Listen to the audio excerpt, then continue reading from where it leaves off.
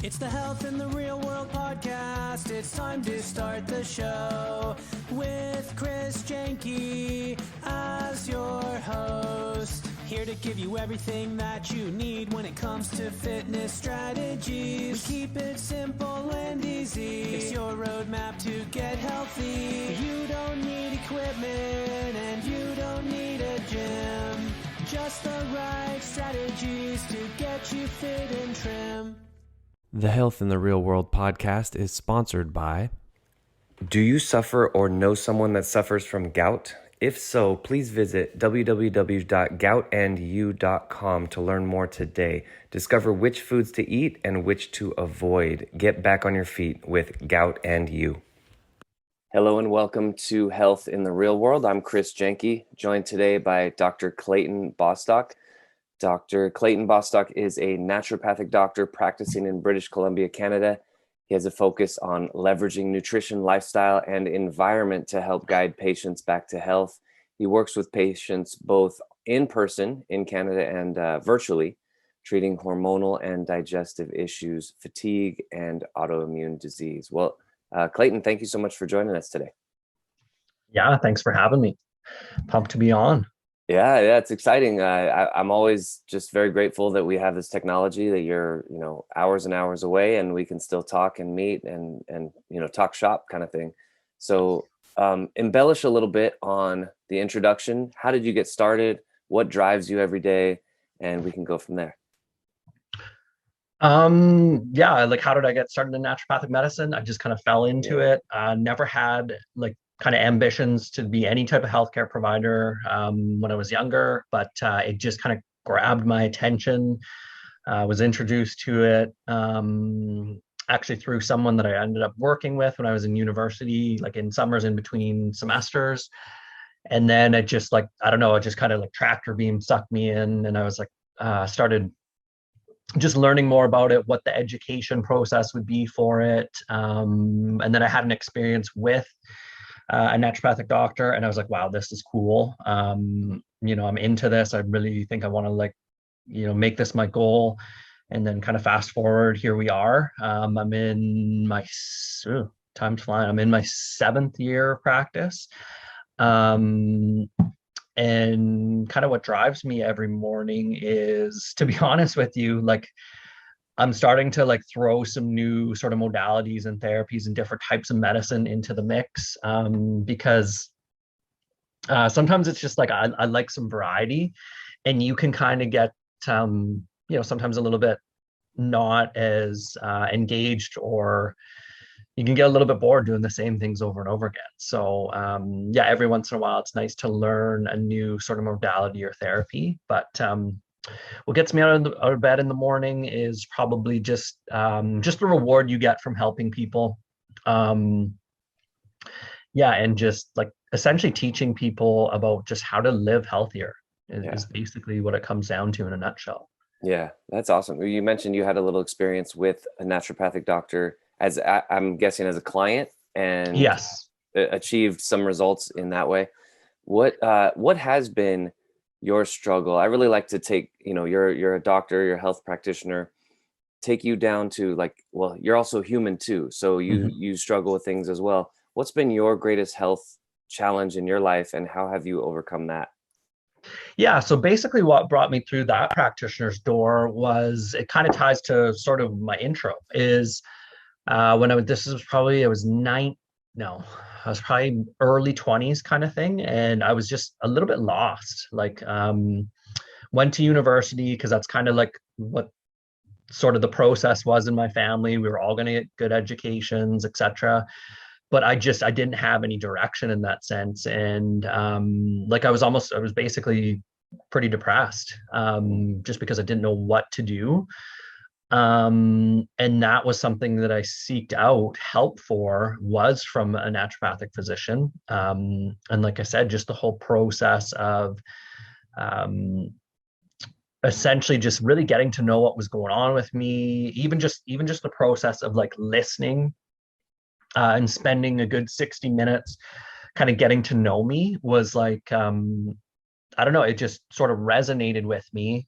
And I was like, wow, like I said, kind of tractor beam sucked me in. Yeah. Um, and that really sparked my interest in the profession. But yeah, I was like, as a young adult male, like I was like trying to find direction in terms of where I was going in my life. And at the time I was suffering from some depression.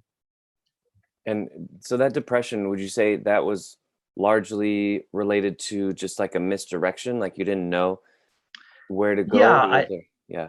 I would say, I mean, this sounds corny, but I would say it was like a spiritual depression, or like it was a situational thing where it's like, yeah, I just didn't have a clear direction. And I guess I'm kind of a person who puts pressure on myself. And um, it was just like, it was just a lot of uncertainty. And I think that's kind of what essentially led to that. Eventually, I just basically Yeah. grew out of it.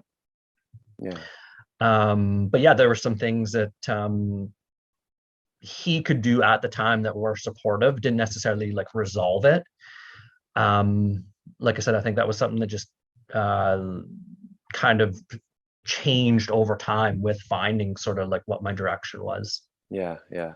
This is something that I've actually been talking to people a lot about this, and that, aimlessness or not having direction that can lead to depression and just poor health overall. And that's something that, having that spark, that something that lights you up, that gets you out of bed in the morning is very healthy, right? It's not something that necessarily we think of as, the checklist, right? Diet, exercise, sleep, but mindset, direction, purpose, right? Like, why are you here is Mhm, really powerful. Is that mhm. something that you weave into your practice as well, as sort of, I I mean, it's a little corny too, like cliche, but like lifestyle coaching or life management? Yeah, I mean, it depends on the person, right? Like, it's like, you do hear that from people. It's like, I'm just kind of in like a lull in my life. I don't know what direction I'm going. And that's one of their primary sort of concerns is like mood because of that, right? Yeah. Like people in sort of their, these people can be in their mid 40s. Sometimes they're like younger people. Um, and then you also hear it from like kind of like people who are retirement age. They're like, hey, like, I retired, worked for this organization for, 30, 35 years, retired. And then it was like, hey, I was off for 6 months or a year, and my wife started getting on my case, telling me to get out of the house, right? And it's like, yeah, I went back to work, started doing some consulting or whatever.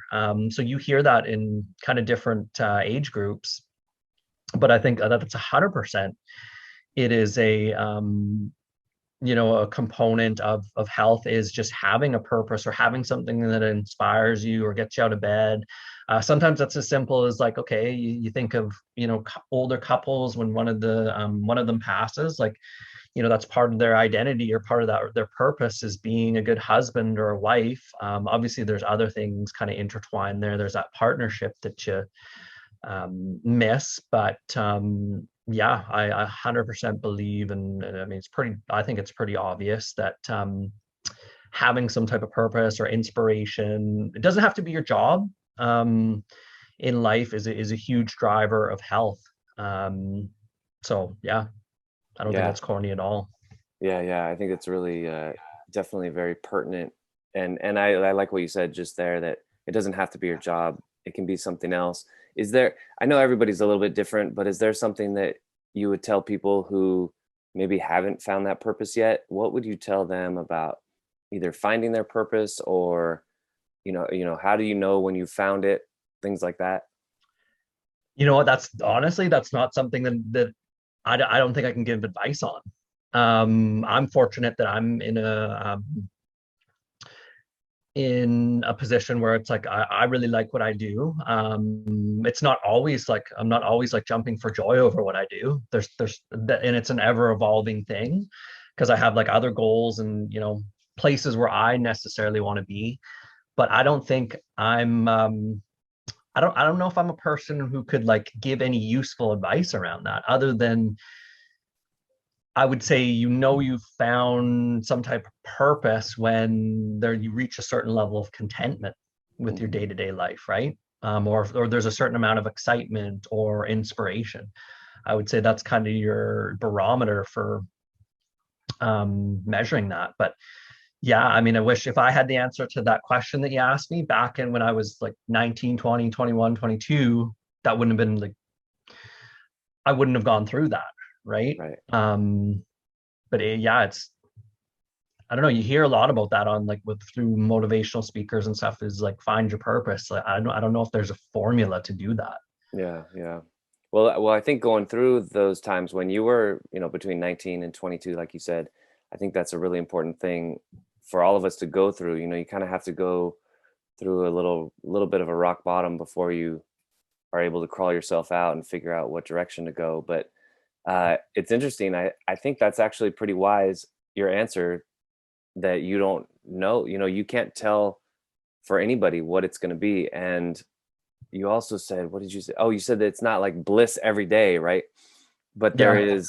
uh, there's like a level of meaning behind the big picture, right? You're not, like when you're doing your taxes, I'm sure you're not like, oh, I love this so much. Yeah. This is just so rewarding. But Yeah. it's like it's all like encompassing in that same directionality of that Yeah. It's fulfillment. kind of the overall sort of like feeling behind it and like, essentially how you feel about what you're doing. Yeah, yeah, that's Yeah. awesome. So let's switch gears a little bit toward other things. I love this direction of purpose. Creating a purpose-filled life and finding that purpose, whether it's in your career or another aspect. What are some other things that people come in to see you about, and what are some directions that you take them with that, with their healing, with any types of health? Yeah, I mean, I wouldn't say my practice is super exciting. I see like a lot of just like kind of, I've sort of have two practices. So I have a sort of a family naturopathic medicine practice where I see a little bit of everything. There's some things that are more common, like digestive issues, fatigue, hormonal stuff. But again, I see a little bit of everything. In the location that I practice, there's a huge shortage of doctors. So Mm, naturopaths in BC have a pretty big scope. So we can fill a lot of the primary care needs for patients here. And it's just like that's becoming more and more of an issue. And there's more and more people reaching out to see us. But yeah, to answer that question, it really depends on the person. But I would just say that it's like more and more people are like becoming conscious of the just the need to take responsibility for your own health. I think mhm. that's a very encouraging shift that we're witnessing. So yeah, it's just kind of a different sort of strategy for each and every person. Some people it's a little bit of supplementation, some people it's some diet and supplementation. Some people, honestly, I'm going to straight up tell you, a lot of people just they still don't want to do a lot of the like lifestyle stuff. At least in the population that I work with, people still do want the easy. Like so a lot of people want the easy the button still. the magic pill, right? Exactly. Yeah. Yep. So it's just like, I mean, yeah, I mean that's always got, I think for now that's always going to be a little bit of a thing. Yeah, yeah. And then in my consulting practice where I work a little bit more intensely with people, generally it's programs that I take people through. There's sort of a framework and some testing, some pretty standard tests, functional tests that we use. Generally, though, that's like a more committed person. That's like someone who has a little bit more issues going on. Mhm. And I teach them different things in terms of their lifestyle, in terms of their environment. We use a lot of the testing to guide them in terms of what treatments we're going to do. So, Yeah. yeah, it's to answer your question, I've done a big runaround here, but you just basically meet everyone sort of where they are, right? Right. Very test driven, data driven, right? You figure out where they're deficient maybe in nutrients and recommend a Yep. nutritional protocol based on that. Um, I was just thinking when you were talking about the magic pill, right? A lot of people don't want to do the lifestyle changes. And I know there are a lot of differences between naturopathic doctors and medical doctors, but that seems to me to be one of the big ones, that even if a medical doctor is very conscious that, it is going to take lifestyle changes for this client to get better, just their scope of practice as far as what they recommend, it's the magic pill. It's, well, here, take this pill, versus I would imagine hopefully more people come in to see you who are like, okay, I know there's something, there's a cause to this effect, as opposed to let's treat the symptoms. Would you say that's a difference? And then if so, what are some other differences that you see, if there are any? Between like conventional medicine and naturopathic medicine? Exactly. Yeah, I mean that's the difference in our philosophy. Is there's kind of 6 principles of naturopathic medicine. I'm not going to rattle them all off here, but generally, yeah, it comes down to obviously treating things, doing the least amount of harm, treating things in a more quote unquote natural way. And yeah, it's getting to the root cause of why, or at least trying your best to get to the root cause of why things are essentially happening. Sometimes we treat symptoms though. It's like you got someone who comes in to see you, they're in crazy pain, or they're super depressed, or their digestion's just like, off the rails. Mm-hmm. It's like, while you're getting to that root cause, I mean, because you're in the now business, people want to feel good right now, right? Yeah. So it's like a lot of times we're treating symptoms too. And there are like natural things that treat symptoms, not necessarily the root cause. But you gotta, that's why medicine's a bit of an art, I guess. It's like you gotta combine those two things while you're trying to figure out, the real reason things are going on. The other differences I would say is it's just literally like doctor actually the root word of doctor comes from docere, which basically means teacher in Latin. Interesting. I didn't know. And it's like, you go and see your GP, and honestly, my heart goes out to those practitioners, because they're probably burnt out. They're seeing like they're probably helping a lot of people too, but they're also like, sometimes I bet you it's frustrating for them. It's like, I got 15 minutes to talk to this person. They got all these different issues going on, and it's like you just don't have the resources and time to even just sit down and talk to them about all those things, and then they're frustrated with you. But yeah, that's one of the differences. Is it's just like we just essentially, to practice our medicine, you have to spend time with the person. You need to get to know what's going on, and you basically you try your best to educate a person about what you think is going on or what may be going on. And I've actually said this on another podcast recently, is literally like, I think we could solve a huge portion of our healthcare crisis. We could solve it at the educational level, like late elementary school, high school. You could start teaching people just pretty simple principles to take pressure off the healthcare system. I mean, now obviously there's a reason that doesn't happen, monetarily, but it's like, you don't need to be a rocket scientist to know some pretty simple principles of how to take care of yourself. Right. And I think that's where literally like you could nip in the bud a lot of the problems in our healthcare system. So we're gonna run off of that. We're gonna run off of that educational theme. I like that. I'm all about education too, personal responsibility, and reaching out to doctors as not a last resort, but after you've already tried some things and you're already taking care of yourself. So we have Dr. Clayton's book of, I don't know, we'll make up a name, Book of Common Sense on How to Take Care of Your Body. What are the 3 main principles in that book that you're going to be sending to high schoolers or young adults if they skipped that class? Or how do we do that? How do we sort of do a blanket statement and cover this in a generalized way? Okay, so like you're talking principles that I would teach people. I mean, I have my own biases, but it's some of them are pretty cliche, but some of them not so much. So one of them would just, let's teach people how to grow food. Let's teach people how to this is a common meme that you see on social media. It's like, well, why are we growing lawns when we could be everyone could have a garden out front, right? When you think about it, lawns are pretty useless. It's like, yeah, it's cool to go out and sit in your grass, right? But it's like much more useful and practical to have a garden. Save you money. You can grow generally pretty clean food. So instead of like teaching us calculus in grade 11, unless you're going to go and be a math teacher or a physicist, let's teach kids how to grow. go grow gardens and be like kind of farmers.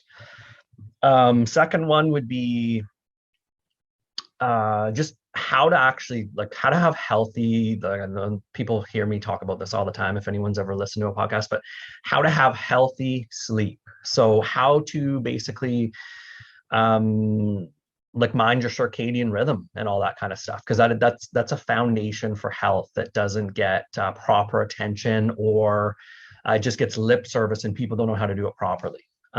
So I think a lot of health problems, or at least there's a component of it, is people's circadian rhythms are messed up. They're not sleeping properly. People are like, oh yeah, I sleep all the way through the night. I don't really have problems falling asleep or staying asleep. Well, my next question is always like, so how do you feel when you wake up in the mornings? And they're like, yeah, I'm pretty exhausted. Right. Like, it takes me a couple hours to wake up, or I need 2 or 3 cups of coffee. Well, to me, that's still not healthy sleep. That doesn't mean you're getting regenerative sleep. So teaching people how to sleep properly, how to mind their circadian rhythms, I think could take, could the average person listening to this, if you did that, that could probably, whatever health conditions you've got, that could solve, like that could improve your symptoms 15 to 20 to 40 to 50%, just getting better sleep, right? And having better energy because of it. Other things would just be, I don't know. I don't even know if they'd be health wise. I would be just for a healthier society. I think it would be like teaching people about finances and like entrepreneurship and just being more self-sufficient, essentially. So the third one wouldn't really even be necessarily directly about health. I just think in general we've got like a sick society for a number of reasons, other than like just if we're talking about food and toxins in the environment and those types of things. Yeah. I think people are way too stressed out. Yeah. And it's just like the rat race. Like it's like totally. And if you're growing your own food and you're sleeping enough, your stress levels will go way, way down, right? Even growing your own food, it's not only healthier, but it's more self-sufficient. You don't have to worry about the grocery stores hiking up prices. We're in inflation right now. And overall, just a better quality of life, right? Yeah. I mean, here's another thing is like, I haven't traveled a ton in my life. I've done a bit of traveling, but I'm actually going to go over to Europe next week. I've been there before, and the first time I was over there, I was like, not so much in England. I haven't been to other parts of the UK. England's pretty Americanized, I guess you could say. But when you go over to the continent, and just go in those different cultures, again, I've only been there for a short time, so I don't know. I can't 100% speak to this, but they just seem like they know how to live better. They all have like they're rich countries. They have money. They have nice things and things like that. But they just, to me, they seem like more social people. They seem like they appreciate food more. I know for a fact they get more like time off and holidays and things like that. I've got a Swiss patient, or sorry, someone who lived in Switzerland for a good 15 years. And they were telling me about like how societies run there and just how much time they have off, how much healthier society is there. So yeah, I think in North America here, we're just chasing, money and trying to keep up with your neighbor. Right. When what we could be doing, I mean, it's hard. Like, let's be honest, like to be the one guy in the neighborhood to uproot your grass and plant a bunch of, I don't know, alfalfa or something, or corn, or right. Like that's, but then, at least half the neighbors would be like, oh man, that's a really good idea. Yeah. You could be the trendsetter. Right. But yeah, I mean, there are all kinds of things that we need to go a little bit outside of our comfort zone in order to really make that work. Like, who wants to be the guy to say at 9 p.m., like, hey guys, I'm going to bed. And everyone's like, what? Yeah. It's 9 o'clock. There's a little bit of bucking the current that needs to be done. You have to be willing to stand on your own 2 feet and back up your decisions. Not always easy to do. So, but I do appreciate that advice, because I think it is very needed. And I do agree with you that just overall lifestyle, it's like we're wealthy beyond belief. Like, if my great grandfather knew what we had, be ridiculous. Like I tell people all the time, I have 4 kids who, kids whine and complain sometimes, and that's just kids being kids. But I like to go into dad mode and say, look, you guys have this, that, and I'll list everything that they have. We're driving in an air-conditioned automobile right now. It's 100 degrees, but you guys are very comfortable. You guys are fine.